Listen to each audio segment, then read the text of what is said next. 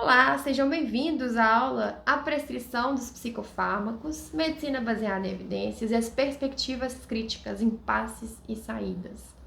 Meu nome é Ana Luísa, eu me formei agora em Psiquiatria e vou falar sobre essa temática aqui para vocês. E aí, só querendo ressaltar antes de começar a aula que eu utilizei uma série de livros e artigos distintos entre si até, e os livros eu vou mostrar aqui, com exceção da História da Loucura, de Foucault, que eu não tô com ele aqui agora. E os artigos, eu tenho a maioria deles disponibilizados online, né, em PDFs, e eu criei um canal no Telegram, hoje, foi criado hoje.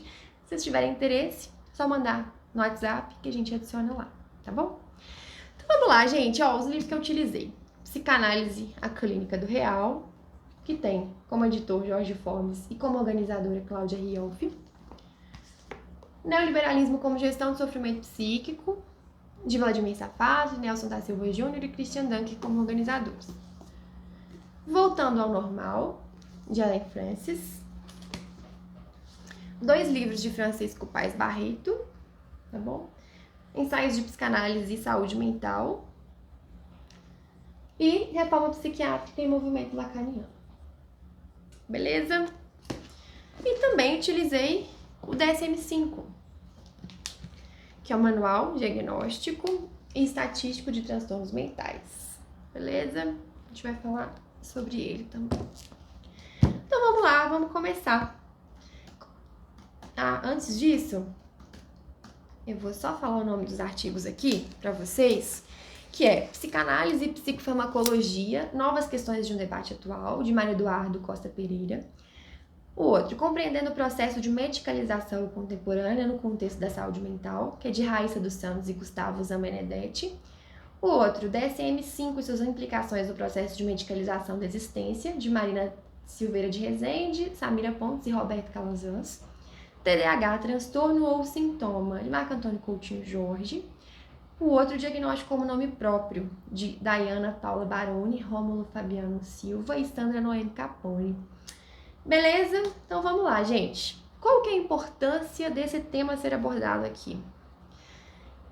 Primeiro, né, acho importante a gente ressaltar uma coisa básica que é a clínica, né? Então a gente vai encontrar com pessoas, básica no sentido de, talvez óbvia, né? A gente vai encontrar pessoas atualmente, né, usando medicação, se queixando dela, querendo usar. E aí, né, a gente pensando na clínica, eu tô dizendo aqui, não é na clínica psiquiátrica estrita não, tá bem? É pensando num contexto de um atendimento psicoterápico, de uma análise, né, pessoas que têm profissionais da saúde mental num contexto hospitalar, profissionais variados, terapeuta ocupacional, tá bem? Também tô dizendo aqui da importância em relação às parcerias necessárias, construção de casos, discussões clínicas, tá bem? Outra questão, perspectiva crítica, né? O que é isso? A gente criticar, argumentar, lançar um olhar mais crítico para a psicofarmacologia, por exemplo, falar de medicalização, de medicamentalização, muito importante. Mas precisa de ter um embasamento, no meu ponto de vista, né? De você entender o objeto que você está criticando, por exemplo, pensando na medicalização, entender um pouco de psicofarmacologia para entender sobre os excessos, né? Então, importante para a gente poder fazer esse olhar mais crítico. Entender os efeitos terapêuticos esperados, entender os efeitos colaterais esperados, né? E aí, gente, por que entender efeito terapêutico é tão importante? O que acontece muito na prática, assim? De a gente ir para 2 polos de profissionais da saúde mental que negam qualquer potencial benefício da prescrição, e no outro polo profissionais que atribuem à psicofarmacologia uma responsabilidade ou acreditam que possa ser resolutiva para situações que talvez não sejam, né?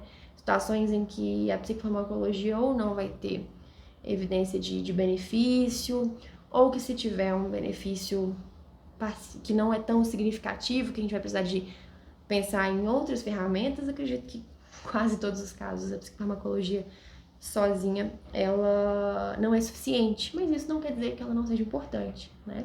Estou dizendo que a psicofarmacologia, ela tem sua importância, assim como a escuta tem, né? E a gente entender até onde que ela vai, os limites dela, é de extrema relevância, né? E os benefícios também, né? Como eu disse, os potenciais efeitos terapêuticos, os limites, efeitos colaterais, entender de psicofarmacologia para profissional de saúde mental eu considero bem necessário. E através de qual perspectiva a prescrição, né, de psicofármaco vai se basear? Vai se basear na medicina baseada em evidências ou na psiquiatria baseada em evidências, né? Esses artigos da medicina baseada em evidências, que eu vou chamar aqui de MBE, vai utilizar manuais classificatórios, né, diagnósticos, principalmente o DSM-5 que eu mostrei para vocês, tá certo? Então vai ser muito importante a gente entender essa lógica através de qual perspectiva, qual que é a lógica da prescrição de psicofármaco. E qual que é a finalidade do tratamento psicofarmacológico aos moldes da medicina baseada em evidências. Vai variar de acordo com o quadro, né? A gente no manual, no DSM-5, a gente vai falar em transtorno, né? Em alguns casos, vai visar a melhora total, a remissão do quadro, uma prescrição, né? Através dessa perspectiva. Em outros quadros, vai visar uma melhora sintomática, uma resposta satisfatória, que talvez não seja uma remissão, como, por exemplo, a gente tem aí a esquizofrenia, uma melhora satisfatória, não necessariamente a remissão do quadro. Agora, geralmente, quando a gente vai falando em quadros depressivos, ansiosos, costuma-se ter uma meta de uma remissão, mas eu não vou entrar em detalhes disso aqui, tá bem? Lembrando que essas metas, elas têm que pesar efeito colateral, risco, benefício, né? Calcular aí, esse cálculo não matemático de risco e benefício com o uso da medicação, tá certo? E o que é o DSM-5? Então, o DSM-5, ele é um manual diagnóstico e estatístico dos transtornos mentais da Associação Americana de Psiquiatria, que teria sido elaborado, né, para facilitar o estabelecimento de diagnósticos mais confiáveis. Então, ele foi mudando ao longo das suas sucessivas edições e ele se propõe, né, ele traz o que ele diz de proposta, né, seria ser um guia prático, funcional, né, para poder organizar ali as informações do diagnóstico e poder auxiliar para a realização de um diagnóstico mais preciso e aí, consequentemente, para auxiliar, através de auxiliar o diagnóstico, auxiliar o tratamento a ser instituído. Então, vamos lá. Não vou entrar aqui nas minhas críticas e nas críticas de alguns autores em relação ao DSM, mas eu vou falar ao longo da aula, tá bem? O que a gente pensa para escolher um psicofármaco? A escolha, ela deve sempre partir de uma boa entrevista. Então, a gente precisa de escutar, né? Considerando sempre o que o paciente nos traz, o que está causando mais sofrimento naquele momento, os medos dele em relação a efeitos colaterais, né, em relação à prescrição. Entender a resposta prévia, né? Às vezes chega o paciente que já fez uso prévio de medicação e às vezes está com um quadro muito semelhante ao que apresentou no passado e a medicação pode ter sido interessante, então talvez a gente vai prescrever a mesma, né? Entender evidências, né, de resposta ao tratamento em relação àquilo que o paciente está apresentando, né? Qual psicofármaco teria uma evidência, pensando aqui na medicina baseada em evidências, para aquele quadro que o paciente está apresentando. Então vamos lá.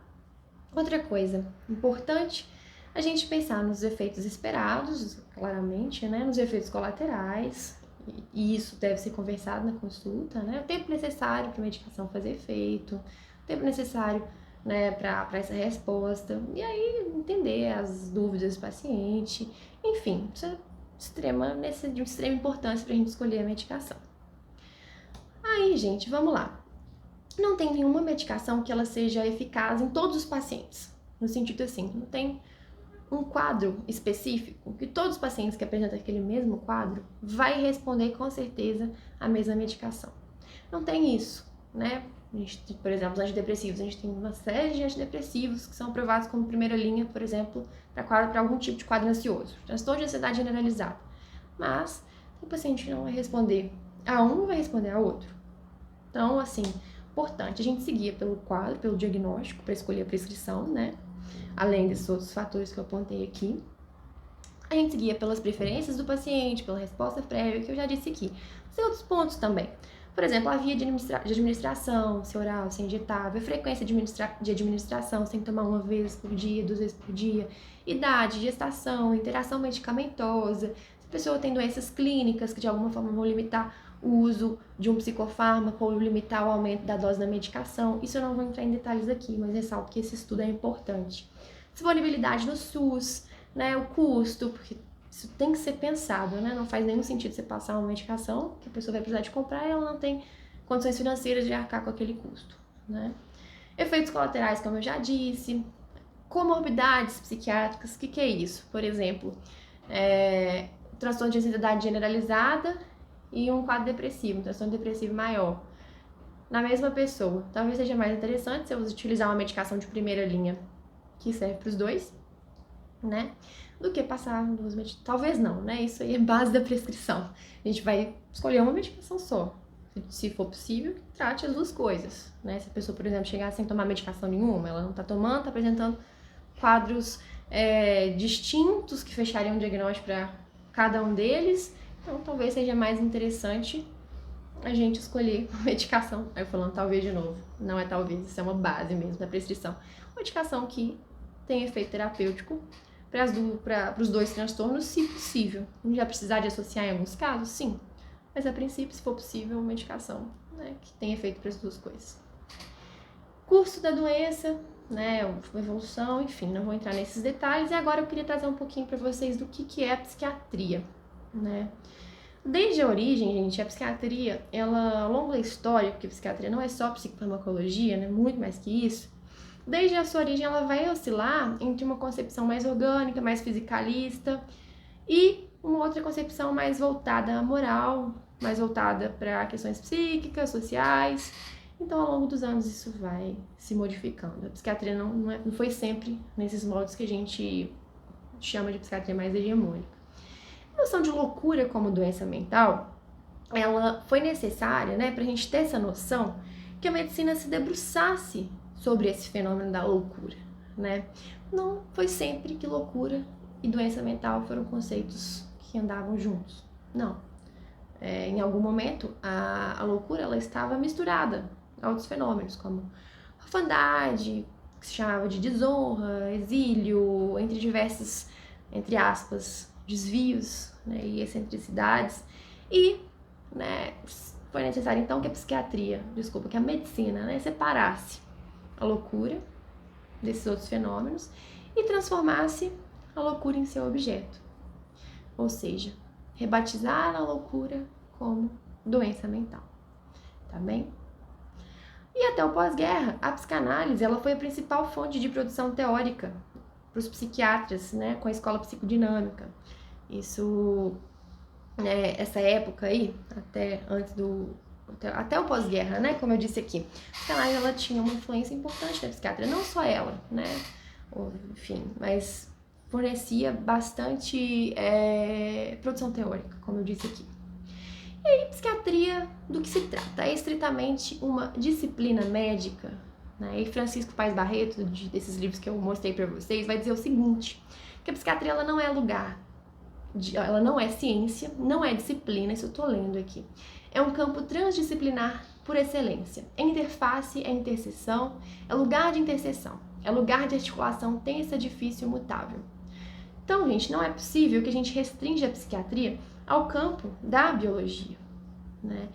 E é interessante a gente lembrar que a psiquiatria foi e é a especialidade médica que mais instiga, né, olhares da sociologia, né, produções teóricas sociológicas, antropológicas, da filosofia, tá certo?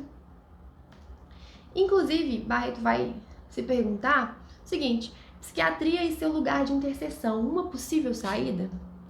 Então, ele fala o seguinte, que até a psiquiatria, que a psiquiatria ela vai aparecer como lugar, né, como ele diz, de interseção. E aí ele coloca o seguinte, que desse modo, nas palavras dele, a sobrevivência da clínica psiquiátrica poderá acontecer paradoxalmente a partir do que parece ser sua fragilidade.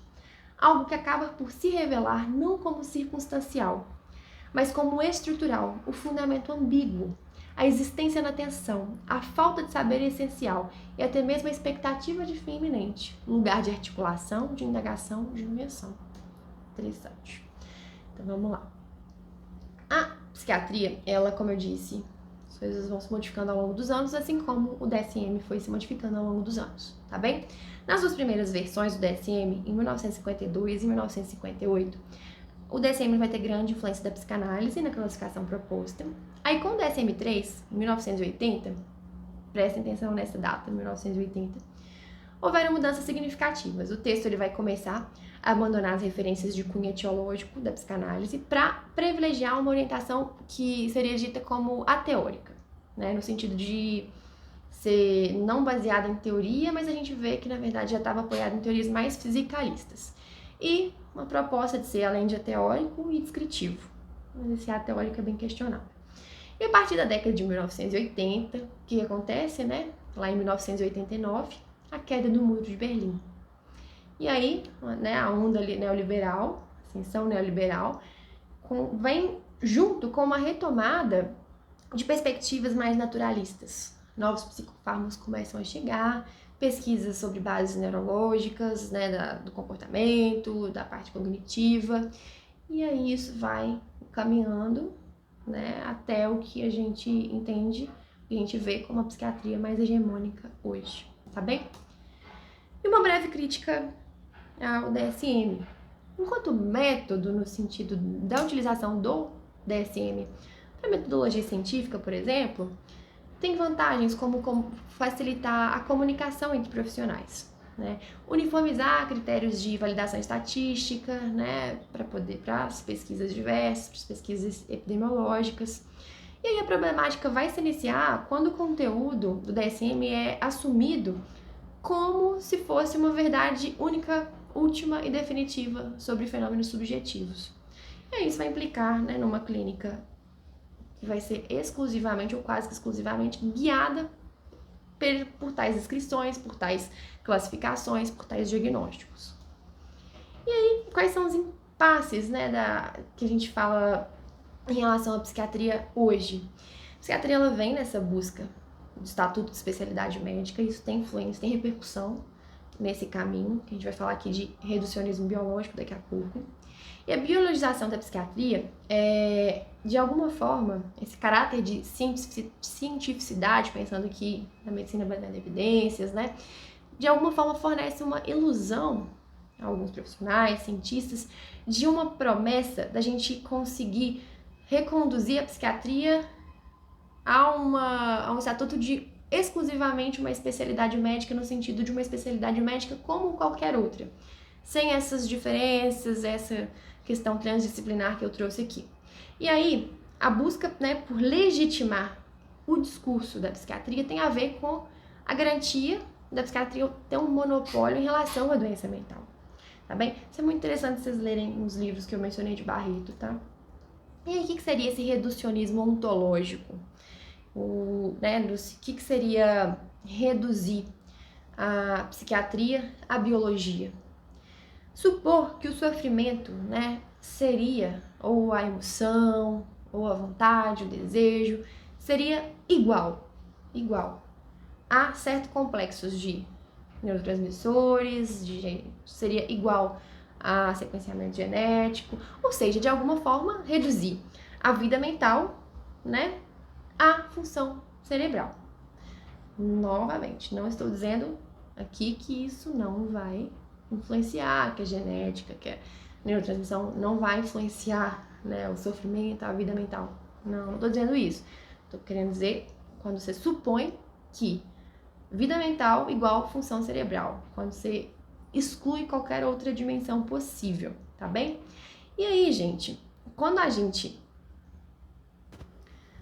adota como o nosso parâmetro esse determinismo neuronal, esse determinismo genético, quando a gente vai reduzindo os enunciados, né, das ciências humanas, das ciências sociais, a gente reduz isso aos enunciados da biologia como se fosse a única área importante, necessária na psiquiatria, o que acontece? Vai empobrecer, né, a nossa prática, vai eliminar a dimensão subjetiva das experiências, né? E aí, os autores falam numa clínica sem sujeito. Então, vamos lá. Mas aí, gente, eu tô trazendo isso para dizer que é muito perigoso a gente fazer esse tipo de redução. Mas, ao mesmo tempo, também quero ressaltar para vocês, né, que a questão não é que a gente se posicione contra a biologia, contra entender a neurociência, não, a gente precisa delas na psiquiatria, né? Da mesma forma que a gente precisa do psicofármaco, mas que não se trata apenas disso, né? Até para entender o psicofármaco, a gente vai se apoiar na biologia, sim, mas entender, por exemplo, como a prescrição afeta questões simbólicas daquele sujeito, relação transferencial envolvidas no ato de prescrição, que eu não vou prolongar aqui, mas tem um vídeo, deixei no YouTube, sobre prescrição e transferência, e que eu fiz há pouco tempo. Mas enfim, voltando aqui, a questão não é isso de ser a favor ou contra o psicofármaco, não. É da gente poder pensar qual que é o lugar dele no tratamento. Se é lugar de centro, se é uma das ferramentas, né? Qual que a gente visa com esse psicofármaco, né? Como a gente prescreve, como a gente fala dele para o sujeito que a gente está atendendo, né? Isso tudo vai importar. E aí entender também que existem outras perspectivas em relação qual que seria o objetivo, o que o psicofármaco visaria, né? Por exemplo, na psiquiatria a gente vai visar o sintoma, de alguma forma. A psicanálise, por exemplo, alguns autores falam que o psicofármaco ele visaria o gozo. Então, tem outras formas de pensar. Só que aí também eu quero fazer uma pontuação aqui, que não dá pra gente fazer uma extrapolação no sentido de, por exemplo, a psicofarmacologia, a gente tem a classe dos antipsicóticos, né? Só que os antipsicóticos, eles são prescritos para determinadas situações, exemplo, pensando no DSM aqui, esquizofrenia, transtorno delirante persistente, para situações em que tem evidência de benefício através dos estudos, né? Mas essa palavra psicose, ela pode ser confusa. Então, a psicose na psicanálise não necessariamente, né, é uma indicação de prescrição de psicofármaco antipsicótico. Por quê? A gente sabe que, né, Miller desenvolveu o conceito de psicose ordinária, por exemplo. Então, são ciências distintas, né? São elaborações distintas e não dá pra gente fazer essa extrapolação no sentido, é uma psicose na psicanálise, então vai tomar antipsicótico, não é por aí. Também não dá pra gente fazer esse paralelo, sendo que são campos distintos, né? A psicofarmacologia, ela se baseia nessa lógica diagnóstica relacionada com o DSM-5, por exemplo, como eu disse. Então, a gente tem que ter esse cuidado também. Então, vamos lá. Psiquiatria e e parcerias. O que a gente está dizendo sobre essas parcerias necessárias? São muito importantes. Coisa super necessária é que profissionais que não são psiquiatras necessitam, né? Eles precisam de reconhecer quando o quadro precisa de ser encaminhado para o psiquiatra. Isso é importante. E vice-versa. O psiquiatra precisa de reconhecer quando é importante encaminhar um paciente para o psicanalista, para o psicólogo, para o terapeuta ocupacional, né, para a enfermagem, enfim. É importante que essa parceria ela seja baseada em discussões, em uma conversa, né, em confiança, enfim. Vamos lá. Interessante, então, né, que os profissionais que não necessariamente fazem a prescrição entendam em relação à indicação da medicação, quais fármacos, entender efeitos colaterais, entender efeito terapêutico, né? É claro, gente, que vai ser diferente a perspectiva do psiquiatra, no sentido do foco dos estudos do psiquiatra e dos outros profissionais de saúde mental. Né? Não estou dizendo aqui, por exemplo, que é preciso decorar dose de medicação que não está envolvido com prescrição, né? Nem psiquiatra decora de cara tudo, a gente consulta, né? Então, mas eu estou dizendo aqui que as perspectivas, o tipo de estudo, né, a perspectiva estudada ela pode ser diferente, né, porque são profissionais de áreas diferentes, mas isso não quer dizer que profissionais não psiquiatras não devam entender de prescrição, de psicofármaco, né? E aí vamos lá. Psiquiatria a gente encontra o paciente muitas vezes de mês em mês, 2 em 2 meses, então o olhar é mais fragmentado, os encontros são mais esporádicos. E aí, por exemplo, um psicólogo que atende o paciente toda semana, você manter esse contato, essa construção do caso de um mesmo paciente pode ser muito importante, né? Às vezes o paciente vai precisar de voltar na consulta do psiquiatra mais cedo e o psicólogo pode, nessa discussão, te trazer isso e vice-versa, né? Então, muito necessário, muito importante. E aí, gente, vamos lá. Agora, vou trazer alguns conceitos aqui que são bem importantes, que estão sendo muito utilizados até, a gente tem visto profissionais falando deles, que é de medicalização e de medicamentalização. E já iniciando o termo medicalização, tem alguns problemas conceituais, porque tem algum risco da gente confundir o uso do conceito, porque existem formas diferentes de utilizar o mesmo nome, medicalização. Vamos entender um pouquinho desses conceitos? Continuamos aqui a falar de medicalização, depois de um probleminha técnico, e a gente estava falando que a medicalização tem problemas conceituais pelo risco de a gente confundir um conceito com outro. Às vezes o mesmo termo é utilizado com definições, com significados diferentes. Vamos lá. Zorzanelli, Ortega e Bezerra são autores que vão fazer uma revisão desse conceito e vão agrupar eles em 4 possibilidades. O primeiro é influenciado por Foucault, né, e vai se relacionar a estratégias de sanitarização da população no contexto de emergência de estratégia biopolítica, tá bom? O segundo sentido, ele vai se referir, o segundo sentido que o artigo traz, que é aquele artigo compreendendo o processo de medicalização contemporânea no contexto da saúde mental. Então, o segundo conceito, o sentido que vai trazer, diz respeito à transformação de comportamentos considerados indesejados, né, ou desviantes em doença. Essa talvez seja uma das principais definições que a gente vê hoje, né, nos profissionais falando sobre medicalização. Então, situações, comportamentos desejados são transformados em doença. Então, tá vendo, gente, que medicalização, mais tem se medica, a gente pode tender a achar que é só em relação à medicação, mas não, é muito mais amplo. Quando a gente tá falando mais estritamente de medicação, a gente vai usar um outro termo, tá? Medicamentalização, vamos ver mais à frente.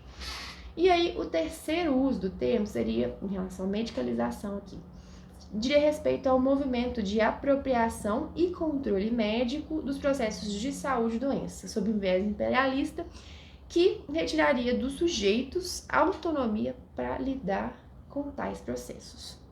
E o quarto vai abordar o fenômeno da medicalização como um processo irregular, no sentido que seria não restrito ao campo médico, teria relação com outros profissionais e com a população.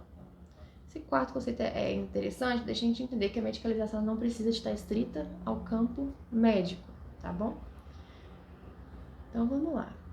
E aí, gente, é importante agora a gente novamente trazer o DSM-5 para entender as implicações do DSM-5 nos processos de medicalização da existência. E eu vou trazer primeiro uns dados aqui do governo brasileiro, 2011, os dados mostram que 44% das medicações controladas, né, vendidas em farmácias e drogarias do Brasil, eram para tratamento de transtornos mentais e de comportamento, sendo que os ansiolíticos eram os mais consumidos entre 2007 e 2010. Beleza? Então são dados de 2011, que foram descritos em 2011. E a venda do antidepressivo fluoxetina atingiu em 2011 a margem de 3,5 toneladas. Em relação à venda do metilfenidato, medicação utilizada, receitada, prescrita principalmente para o TDAH, né? A gente teve no Brasil, entre os anos de 2000 e 2004, um aumento de 1.020% de vendas das caixas. E entre 2004 e 2008, um aumento de 930% na venda do produto. Um crescimento muito grande, né? E aí, a gente pode falar do DSM, a relação que estabelece com a medicalização. O que a gente pode dizer disso? Da ampliação das categorias diagnósticas e da ampliação dos critérios no sentido de poder envolver situações que não eram consideradas patológicas ou transtornos, passaram a ser vistas sob esse viés de transtorno, de estar lá na classificação, de estar lá descrito. E aí, não só disso, né? A gente pode falar de outros fatores relacionados à medicalização, né, do DSM também, né? Então, quando a gente está falando estritamente do DSM-5, pensar muito nessa ampliação, né, de possibilidades diagnósticas, né, de um número diagnóstico seu, os critérios em alguns transtornos ficaram mais amplificados no sentido de abordar situações que antes não eram abordadas de uma forma geral, né? E aí, gente, né, falando da medicalização aqui, que a gente está dizendo como apropriação pelo campo médico de questões que anteriormente não eram consideradas médicas, mas de outra ordem, como, por exemplo, social, existencial, jurídica. E hoje a gente pode encontrar mais de 300 categorias diagnósticas no DSM, tá bem? E aí, vamos lá, no Brasil, numa pesquisa de 2012 feita na cidade de São Paulo, que nessa época teve como base os critérios diagnósticos do DSM-5 e da classificação internacional do CID-10, tá? Demonstrou que cerca de 30% da população sofria algum transtorno psiquiátrico, sendo que 1 em cada 16, ou seja, 5,9% dos entrevistados, apresentaram 2 transtornos, e 5,8% dos entrevistados apresentavam 3 ou mais transtornos mentais comórbidos, então é um número bem grande. Não tem como a gente deixar de falar de Michel Foucault quando a gente está falando de medicalização na saúde mental, né? Em História da Loucura, Foucault vai destacar a transformação na passagem do século XVIII para o século XX, né? Quando vai haver esse cerceamento da loucura pelo campo médico, vai ser nomeada na alienação mental. Então ele vai destacar esse período. E aí é nesse cenário, né, que vai acontecer a criação e a generalização de instituições que vão ser específicas para o tratamento da loucura, né?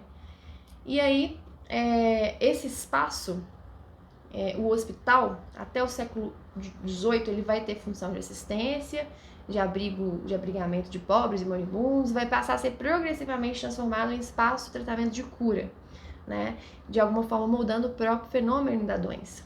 E aí vai ser progressivamente ocupada pela figura do médico.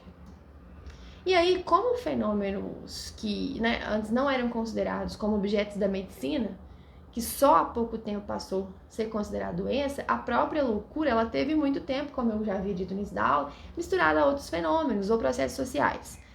Orfandade, mendicância, que, né, então, nesse momento a loucura vai ser destacada na passagem do século XVIII e XIX da medicina e vai ser considerada doença, né? E aí é interessante a gente pensar que uma das definições de medicalização é justamente a transformação de um comportamento considerado indesejado ou desviante em doença, né? Mas aqui, gente, por favor, eu não estou fazendo juízo se esse progresso no sentido de tornar a loucura, não estou fazendo uma análise no sentido de bom ou ruim, dicotômica, que seria bom ou ruim tornar a loucura objeto da medicina. Não é por aí, né? É uma análise crítica, não é dicotômica. Mas é importante que a gente saiba que isso não é um processo simplesmente natural, loucura igual a doença, né? Que teve, em algum momento, né, houve uma situação, houve um contexto em que a loucura passa a ser vista como doença. Então, não aconteceu desde os primórdios da humanidade, tá certo? Então, vamos lá. Continuando a falar de medicalização, alguns autores que eu vou citar aqui são muito importantes, estão presentes nesses artigos aí, essas citações. E 2 deles, Amarantes e Freitas, eles vão trazer que esse processo, né, de medicalização vai ser caracterizado pelo movimento de transformar, né, o que seria inerente à existência, tristeza, angústia, por exemplo, em transtorno, né? E aí, a partir dessa transformação em transtorno, vai passar a ser passível de intervenção no campo da medicina de outras áreas, tá bem? E aí, eles vão apontar que medicalizar vai significar, transformar as palavras do próprio artigo, tá bom? Transformar experiências consideradas indesejáveis ou perturbadoras em objetos de saúde, permitindo a transposição do que originalmente é da ordem do social, moral ou político para os domínios da ordem médica e práticas afins. E um dos problemas disso, gente, é que ao deslocar esses problemas que seriam da vida para o campo médico, poderemos a vida jurídica, questões existenciais, sociais, né? Se você desloca isso para o campo da medicina, vai se operar uma transformação de questões que eram da ordem do coletivo, da ordem social, política, em questões individuais e biológicas, né? E aí, né, segundo esses autores, isso de alguma forma acabaria por isentar a responsabilidade de instâncias de poder que estão associadas, estão até na base, na geração e na perpetuação de tais problemas, como, por exemplo, o campo da política, o campo social. E aí, quando você individualiza o problema, de alguma forma desresponsabiliza outras instâncias, né? E aí, vamos pensar aqui, como, por exemplo, a gente vai isentar o poder público, a ordem econômica e social, né? Se a gente passa a dizer que a doença, transtorno, que o sofrimento é exclusivo, uma coisa que origina e é delimitada no indivíduo, né? Por exemplo, se o indivíduo está esgotado de tanto trabalhar, os excessos relacionados aos meios de produção, ao neoliberalismo, à pressão por produtividade, se o indivíduo está esgotado, né, com isso, aí fica desatento, começa a produzir menos, fica mais desanimado, fica triste, fica deprimido. Aí a culpa, né, a responsabilidade não teria mais a ver com questões relacionadas ao modelo socioeconômico. A gente não, né, se a gente está dizendo que é só biológico, então essas relações de alguma forma se perderiam, essas leituras se perderiam, porque seria uma questão apenas do indivíduo, desequilíbrio neuroquímico, né, desequilíbrio da neurotransmissão. Novamente, não dizendo que não haja, né, que isso não seja importante.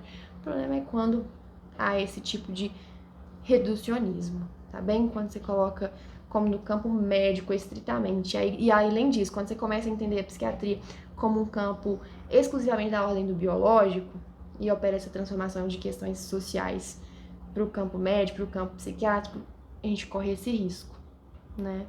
A gente não pode perder isso de vista, que sofrimento também tem relação com questões socioeconômicas, com questões da ordem da filosofia, da antropologia, da sociedade, né? Questões da cultura. E não dá pra gente perder de vista, porque senão a prática fica muito empobrecida, né? E aí, gente, o processo de medicalização, ele vai estar relacionado à classificação diagnóstica e à psicofarmacologia, né? Os diagnósticos psiquiátricos, eles podem, de alguma forma, ser chave, ser ponto para acessar o tratamento, mas é importante a gente entender que os diagnósticos, eles têm repercussões que não necessariamente são apenas terapêuticas. O que eu quero dizer com isso? Estou querendo dizer que não existe uma neutralidade nos diagnósticos, no sentido que eles não apenas designam, né, um estado em si, mas eles passam a interagir com esse próprio sujeito que é nomeado. E aí isso tem efeito no processo de produção da própria identidade desse indivíduo, né, desse sujeito. E aí, essa coisa que a gente escuta muito na prática, por exemplo, eu fiz tal coisa porque sou border, dizendo que eu sou isso, de usar o diagnóstico, eu sou isso, por isso eu fiz isso, né? É algo bem frequente, e aí, esse processo de usar o diagnóstico, né? Eu fiz isso porque eu sou aqui, eu sou isso. Parece até, no sentido de uma responsabilização do indivíduo, um olhar mais superficial, né, de aceitar o diagnóstico, de, né, uma coisa minha. Então, algo que seria nesse sentido de, um diagnóstico, a pessoa aceitar o diagnóstico, parece no sentido de uma responsabilização, mas em algumas situações, né, ou até diversas situações, de alguma forma pode gerar uma desresponsabilização no sentido da pessoa atribuir todo o sofrimento a um diagnóstico. E reduz a chance, por exemplo, de que essa pessoa fale de suas relações, de suas experiências, seu cotidiano, seus conflitos subjetivos, né? Podem estar associados às manifestações sintomáticas, né? E aí, gente, eu reforço aqui que a gente está fazendo essa análise crítica.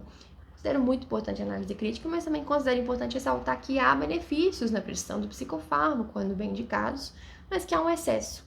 E aí, esse excesso que a gente está falando aqui, a gente fala porque produz dano, né? Esse excesso a gente chama de medicamentalização, tá? No sentido de um uso excessivo de medicação. E aqui a gente está falando estritamente no contexto da psicofarmacologia, tá? Nessa aula aqui. E aí, gente, quando a medicação ela está em excesso, ela não está beneficiando o sujeito, está causando prejuízo, ela está beneficiando a quem? Essa é uma pergunta boa, necessária, né? De alguma forma, pode beneficiar a indústria farmacêutica, pode beneficiar a psiquiatria de orientação estritamente biológica, né? De uma forma mais ampliada, também beneficia o próprio sistema capitalista, neoliberal, né? Que acontece? O mal-estar do nosso tempo, da nossa civilização, se o sofrimento, né, de cada indivíduo, do corpo social, né, é justificado por um diagnóstico, por um desequilíbrio da neurotransmissão, né, acaba havendo um mascaramento de questões socioeconômicas quando a gente usa o diagnóstico nessa perspectiva, né, mais reducionista. Quando a gente está justificando, né, um sofrimento exclusivamente por desequilíbrio de neurotransmissão, acaba, né, como eu disse, que a gente pode mascarar ou desresponsabilizar questões socioeconômicas, né, por exemplo, que a gente abordou recentemente no Instagram, vocês olhem lá. Neoliberalismo e sofrimento mental, se não me engano, algo nesse sentido. E aí, nos Estados Unidos, gente, como relata o Alan Francis, esse que escreveu o livro Voltando ao Normal, que eu mostrei pra vocês, ele mostra que em 3 décadas a recorrência a esse diagnóstico de TDAH aumentou de forma muito significativa, exponencial, alcançando hoje 11% das crianças entre 4 e 17 anos, das quais metade dessa porcentagem é tratada com medicação. E aí, o que a gente atribui a esse crescimento tão grande, né? Como entender esse crescimento súbito de um quadro clínico, essa expansão súbita do número de pessoas diagnosticadas com um transtorno? E aí, isso é trazido, gente, isso que eu tô falando aqui do TDAH, no artigo do Marco Antônio Coutinho Jorge, tá? Que eu citei lá no início. E o Patrick Landman chama igualmente a atenção para esses erros, né, inerentes à crença no TDAH como portando uma origem etiológica, biológica. Já foram levantadas várias hipóteses, né, que visam explicar o que causaria esse transtorno e até o momento não tem uma comprovação científica consistente do que seria essa origem biológica. Não estou dizendo que não tem influência biológica, novamente, a gente precisa de fazer esses parênteses, né? Estou dizendo que é preciso pensar essa redução a esse complexo de sintomas chamados de TDAH a uma origem estritamente biológica, tá bem? A ideia, por exemplo, de que ele é causado por uma anomalia cerebral em relação ao neurodesenvolvimento, especificamente o que do neurodesenvolvimento, qual parte ali, o que aconteceu. Tem algumas hipóteses relacionadas ao TDAH, mas ainda não tem um embasamento teórico consistente, uma comprovação científica consistente, tá bem? E aí esse livro do Patrick Landman vai trazer uma denúncia ao uso sistemático de medicação, tá bom? Que vem, por exemplo, o metilfenidato, que é a Ritalina, tanto em criança e adolescente, mas também atualmente houve uma expansão de adultos com esse diagnóstico. E aí ele traz que não seria por acaso, né, que essa ênfase estrita na causalidade orgânica tem sido feita, né? Essa ênfase vai favorecer o que? A crença nesse tratamento psicofarmacológico e no abuso de substância, no sentido da medicamentalização, dos excessos, né? Daí, se uma coisa a origem seria estritamente orgânica, então faz sentido uma resposta estritamente psicofarmacológica, né? E aí a gente sabe hoje que os laboratórios farmacêuticos, né, esses autores trazem essa crítica, influenciam, né, de forma maciça, tem um papel na disseminação desse tipo de crença em relação a essa origem estritamente orgânica, causalidade estritamente orgânica, TDAH. Então vamos lá, gente. Agora eu vou trazer um pouquinho do artigo Diagnóstico como Nome Próprio, tá bem? Eu já citei os autores no início desta aula. E vamos lá. Nesse artigo tem uma interrogação muito interessante. Quais seriam as possibilidades de um sujeito que é marcado por um diagnóstico, né? Diagnóstico que é efeito de uma construção histórica, como a gente está vendo ao longo dessa aula, né? Uma construção que relaciona saber e poder, né? E qual que seria a possibilidade desse sujeito, com esse diagnóstico, problematizar a sua participação neste processo que a gente falou aqui, de identificação de sinais, sensações, tradução, nomeação, intervenção. Então, o sujeito que está identificado, né, com esse diagnóstico e, né, qual seria essa possibilidade dele se questionar em relação à sua responsabilidade, à sua participação, né? E aí, gente, essa é uma pergunta de fato, né, um questionamento que eu proponho a vocês. E a depender da linha teórica, a resposta vai ser uma, vai ser outra, né? Como eu me oriento pela psicanálise para pensar essas questões, eu acabo recorrendo a psicanalistas para poder responder, né? E aí, no meu ponto de vista, de vários teóricos da psicanálise, a resposta vai estar no caso a caso, a depender de cada sintoma, de cada sujeito, de cada transferência, né? E tem uma frase que eu gosto muito de lembrar, eu uso em quase todas as aulas, e acredito que ela dá pistas pra gente de como andar através, né, desse terreno escorregadio, mas necessário, né, do diagnóstico e também da psicofarmacologia. Então vamos lá, a frase é o seguinte, do Mário Eduardo Costa Pereira, deixei ela pro final, mas eu vou citar agora. Colocar tanto o diagnóstico quanto o tratamento farmacológico a serviço de uma concepção de sujeito que não se reduz a uma descrição biológica. E aí isso faz link com o título dessa aula, que visa falar de impasses e saídas, né?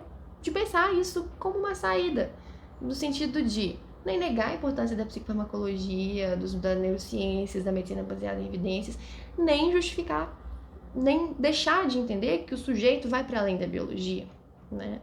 Isso consegue unir e as coisas não ficam necessariamente conflitantes, né? Escutar um sujeito não precisa de ser conflitante com entender que existe uma questão biológica influenciando, mas que não é a única coisa a ser vista, né? A única coisa a ser pensada. Não é cair no reducionismo biológico, não é deixar de escutar, mas de considerar também que existe uma participação da biologia, mas que esse sujeito não se restringe a essa biologia. Eu acho interessante essa proposta aí de saída. Então vamos lá. Falando de saída, eu vou trazer algumas saídas para a psiquiatria proposta por alguns psicanalistas. Antônio Benetti, ele fala de um retorno à clínica, ele é psiquiatra e psicanalista. Ele fala do resgate da tradição clínica e da dimensão subjetiva na psiquiatria, que seria no sentido de refazer a clínica. Como exemplo, ele é um psicanalista, ele fala no sentido do psicofármaco numa lógica que não seja de eliminar o sintoma, mas de moderar o uso. Uma ética que não seja de adaptação social, mas de autenticidade do sujeito. Uma clínica renovada, né, que possa enfrentar melhor os desafios da subjetividade contemporânea. Importante, né? A psicanálise olhar para essas questões da contemporaneidade que afetam os sujeitos. Agora, o psiquiatra e psicanalista Mário Eduardo Costa Pereira, da frase que eu acabei de citar, também traz algumas direções. Ele se pergunta o que seria uma psiquiatria diferente desta, ancorada estritamente no recorte exclusivamente fisiopatológico do transtorno, né, o que pode ser proposto. Ele tem uma palestra muito interessante no Café Filosófico em que ele aponta essas questões sobre o transtorno mental. E aí ele se pergunta como voltar a uma psiquiatria em que a palavra do outro não vai ser trazida para apenas confirmar ou refutar uma hipótese prévia, né? Confirmar ou refutar um diagnóstico. Uma direção seria, então, construir uma clínica que vai permitir com que o psiquiatra se surpreenda com a palavra, se surpreenda com o sintoma, né? Que cada encontro que possa possibilitar que algo novo surja, né? Que não esteja necessariamente previsto nos protocolos, estatísticas ou critérios diagnósticos. Então ele vai apontar que uma psiquiatria vista com esse olhar não é uma psiquiatria antibiológica. Pelo contrário, a gente viu aqui, de pensar, que ele trouxe naquela frase, de pensar a biologia, de utilizar a psicofarmacologia, entendendo que o sujeito não se reduz a essa biologia, né? E aí,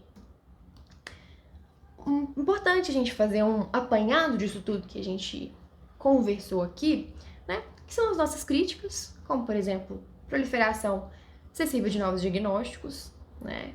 Agora, um outro ponto aqui. que eu não trouxe ao longo da aula, mas que o excesso de diagnóstico, ou o excesso até de uso de medicação, medicamentalização, tem muita influência dessa proliferação excessiva de novos diagnósticos, mas também tem influência de uma utilização até inadequada de critérios diagnósticos. Isso também amplia, né? Porque se usa inadequadamente e amplifica ainda mais, né, algum critério diagnóstico, algum transtorno mental, lá do DSM, por exemplo, você faz um diagnóstico de TDAH para uma pessoa que não apresentou manifestação de TDAH antes dos 12 anos de idade. Você está indo contra os critérios, fazendo diagnóstico que se dizendo baseado aí no DSM-5, mas que nem nele está baseado. Que a gente tem esse critério lá para o TDAH, que as manifestações têm que estar presentes antes dos 12 anos de idade. Não é bem desse jeito, mas que está descrito lá, mas isso é importante para a definição, inclusive, do DSM de TDAH, tá bom? E aí, gente, vamos lá. Tem esses passos que eu trouxe aqui, medicalização, né? Promessas não cumpridas. O que acontece? Existiu uma esperança de que no futuro fosse possível justificar os transtornos mentais com justificativas de ordem da genética, da neurotransmissão, e muita coisa ainda não se cumpriu. Nesse sentido, existiu uma expectativa que foi, de alguma forma, frustrada. A gente ainda tem muitos pontos a esclarecer, inclusive nas neurociências, né? E aí vai persistir a indagação de cada indivíduo, mesmo a gente, né, fica avançando na neurociência, avançando, né, nessas concepções, mas persiste essa indagação do indivíduo em relação a ele mesmo, sobre o que o aflige, o que o angustia, sobre essa relação, né, com seus conflitos relacionais, seus conflitos psíquicos, né? E aí, esse sujeito, ele pode encontrar um certo apaziguamento, não apenas, né, nos psicofármacos, na biologia, mas quando um sujeito vai se inclinar a ouvir esse outro sujeito, esse paciente, e de alguma forma, né, isso é bonito, permitir com que esse sujeito, ele troque sua dor, seu sofrimento por uma narrativa. Que ele fale, ele nomeie, né, e aquilo deu uma apaziguada, né? E aí, dessa forma, gente, a psicanálise, ela vai buscar implicar, né, a singularidade da pessoa em relação ao seu desejo, né? E isso tem a contribuir com a prática psiquiátrica, no meu ponto de vista, nesses autores que eu citei, né? Entender isso, essa questão do singular, de apostar na autenticidade do sujeito, pode contribuir para uma clínica mais rica, né? Isso, vou finalizar então com essa frase que eu já contei para vocês, já disse aqui, que uma saída que a gente consiga, né, de alguma forma, atender, escutar pessoas, pensando tanto na medicina baseada em evidências, utilizando-se dela, entendendo de psicofarmacologia, mesmo que não seja nós quem prescrevemos, fazendo críticas à psicofarmacologia utilizada em excesso, no sentido da medicamentalização, fazendo críticas à psiquiatria no sentido da medicalização, entendendo que a psiquiatria, ela não tem uma definição que se restringe à biologia, mas, né, que pode precisar dela também, pode não. A gente precisa da biologia também, né? E aí, então, colocar tanto o diagnóstico quanto o tratamento farmacológico a serviço de uma concepção do sujeito que não se reduz a uma descrição biológica. Tá certo? Frase de Mário Eduardo Costa Pereira, que eu li de novo e estou utilizando aqui para fechar essa aula e agradecer vocês.